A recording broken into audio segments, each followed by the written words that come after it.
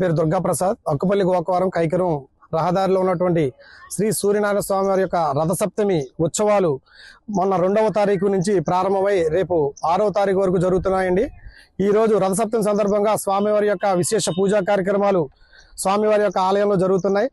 పూజ అనంతరం ఈ రోజు వచ్చిన ప్రతి భక్తులకు కూడా భారీ అన్న సమాధాన కార్యక్రమం ఈ 2 ఊళ్ళే కాకుండా చుట్టుపక్కల చాలా గ్రామాల నుంచి స్వామివారి యొక్క విశేషత పూర్వం నుంచి ఉన్న స్వామి కాబట్టి ఇక్కడ ఆలయం చుట్టుపక్కల ఉన్న భక్తులు చాలా మంది కొన్ని వేల మంది వచ్చి స్వామివారిని దర్శించుకుని ఈరోజు స్వామివారి యొక్క తీర్థ ప్రసాదం సేకరిస్తారు. వారందరికీ ఇబ్బందులు కలగకుండా అన్ని సౌకర్యాలు ఏర్పాటు చేయడం జరిగింది. అదేవిధంగా వచ్చిన ప్రతి భక్తులకి కూడా అన్న సమారాధన కార్యక్రమంలో పాల్గొని స్వామివారి యొక్క తీర్థ ప్రసాదాలు సేకరించవలసిందిగా కోరుచుకుంటున్నాం. ఈ స్థలం ఈ గుడి చాలా సంవత్సరాల నుంచి కూడా ఉంటుందండి.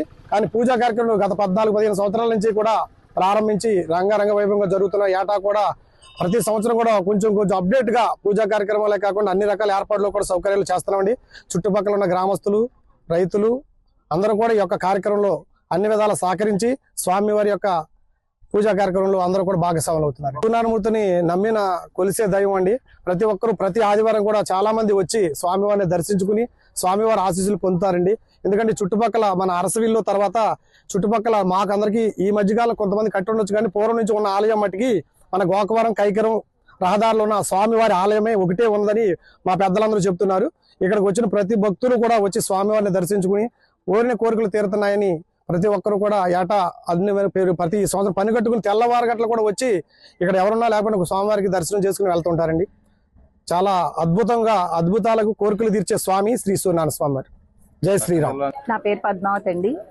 మేము ఈ గుడికి 4 సంవత్సరాల నుంచిగా వస్తున్నాము. మాకు ఇక్కడికి వస్తాం వల్ల చాలా సంతోషంగా అనిపిస్తుంది. ఆయురారోగ్యాలు ఇస్తారని నమ్మి ఈ దేవుడిని కొలుస్తున్నాము. మాకు అలాగే సంతోషంగానే అనిపిస్తుంది. మేము భీమడోల్ నుంచి వచ్చామండి. రథసప్తమికి వస్తామండి. మాకు పాలు పొంగించేది ఇంటి దగ్గర చేసేది లేదు.